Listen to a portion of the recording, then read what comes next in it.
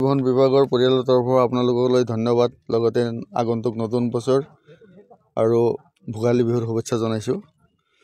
আমি অসম চৰকাৰৰ নিৰ্দেশ অনুসাৰে পথ সুৰক্ষা সপ্তাহ প্ৰতি বছৰে কৰোঁ। এই বছৰ আমাৰ মাননীয় মুখ্যমন্ত্ৰী হিমন্ত বিশ্ব শৰ্মা ছাৰে আমাৰ পথ দুৰ্ঘটনাৰ ওপৰত অধিক গুৰুত্ব আৰোপ কৰিছে।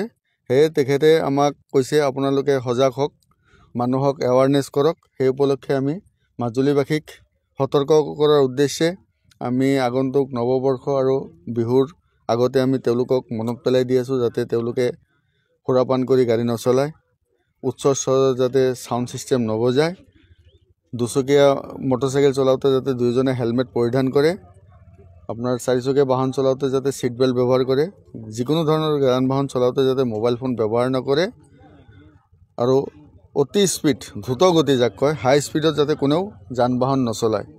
এইখিনি বাৰ্তা লৈ আমি ৰাইজৰ মাজত ওলাই আহিছোঁ। আমি আশা ৰাখিছোঁ ৰাইজৰ পৰা আমি যিখিনি সঁহাৰি পাইছোঁ, আমি আশা ৰাখিছোঁ